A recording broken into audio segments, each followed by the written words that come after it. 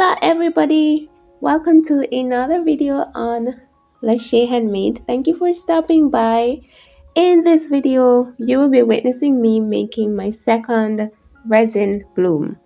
Most of the ingredients that I will be using for this bloom are DIY. I got this glow-in-the-dark powder recently and I could not resist the urge to use it for this project. So I started off by mixing up 2-part epoxy resin, and this is probably the smallest amount of epoxy resin that I've ever mixed at the start of a project, because I usually try to do more than one project at a time. And believe it or not, mixing this small batch of epoxy resin with that popsicle stick took me more than twice the amount of time that it usually takes me to mix my larger batches of resin with my bigger spoon. And now I understand why other resin artists would recommend mixing for 4 or even 5 minutes. What I usually look for when mixing my epoxy to know that it is ready is to not see a separation between the two liquids. Usually I can see a clear distinction between the part A and the part B, and as I mix I see the streaks of the two different mixtures. So I mix until I cannot see any streaks anymore. And that is why this one took me so long, because I kept mixing and mixing and the streaks were so obvious in it that I know it took me more than 3 minutes to mix, and it usually does not take me that long. 2 minutes maximum to mix the usual amount, which is like 80 milliliter. And this was probably less than 20 milliliters. So I am thinking that it's the popsicle stick that I used that caused it to take so long. I don't know, I'm not sure, but that's the only thing that makes sense to me. Anyways, after mixing the 2-part epoxy, I poured some in my mold there, and then the rest I added white pigment paste to it. You see me just spraying some alcohol to pop the surface bubbles, and you will also witness me doing something a little dangerous.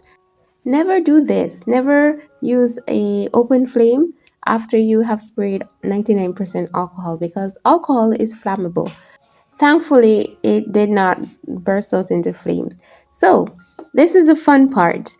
I am adding some glass, some DIY crushed glass, and I have a video up of that just in case you are curious and you have not seen that video as yet. So after adding that crushed glass, I am dropping some of the glitter powder, the glow-in-the-dark glitter powder on top of it. Now this is going to be the center of my bloom. I don't know of any flowers that has a glow-in-the-dark center, but it popped in my head, so I decided to just try it. So after adding those 2 ingredients, I am dropping in some DIY alcohol inks, and as you probably can tell, I like to DIY, and it's primarily to cut costs but also to make something of my own. I really do get the satisfaction of knowing that I created something, even if it's something small and something, insignificant. I get satisfaction in knowing that I made it. And I can also customize it. If I do something and it works, I can customize it. So, yep. I don't know, maybe I'm just weird. How do you feel about DIYs? Do you like to do it? So after adding in the alcohol inks, the last step to get this bloom is to add in the white pigment paste. And it has not been sitting for very long, although I felt that it was time to add it to the mixture because it was very hot. It was very, very warm. And I did not want it to get to the point where it was no longer able to bloom. It was still very liquidy though, and that is probably something that I should bear in mind. I should wait for it to thicken up a little bit, but because it felt hot or very, very warm to the touch, I felt it was time to do it, and I just went crazy with it, as you can see. This coaster mold is not very deep, and I did not add a lot of clear resin to it because I want to back it.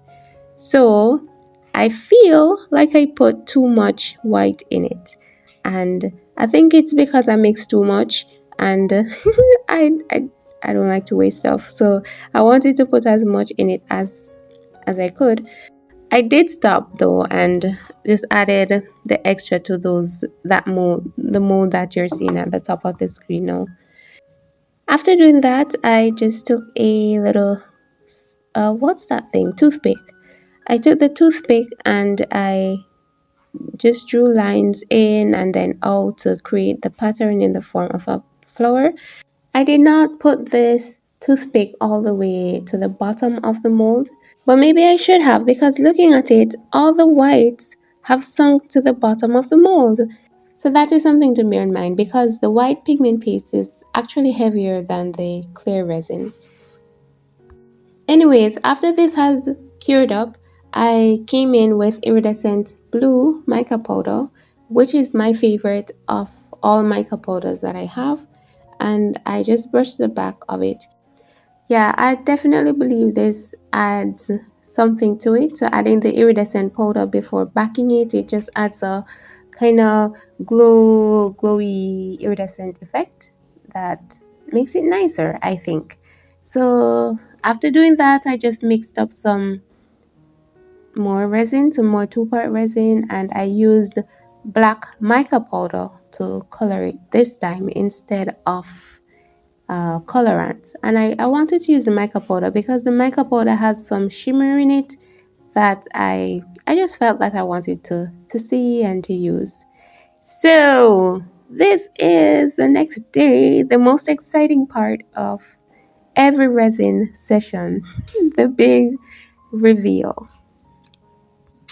I'm not gonna lie, I was a little bit nervous at this point because I saw that the white pigments had sunk to the bottom of the mold, but I wasn't sure how it's gonna turn out. I was still hoping for the best.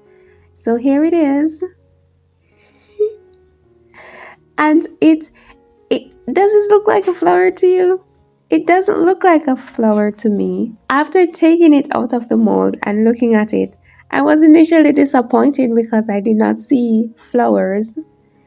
But I have to say that the more I looked at it, was the more I liked it, because it, even though it did not look like a flower, it definitely had a nice pattern to it. And so I did not dislike it. You know, something that I'm realizing with resin is that it is quite unforgiving. No, it is quite forgiving. Resin is quite forgiving because you can make mistakes and something still turns out it turns out very nice, and that I think is what happened here.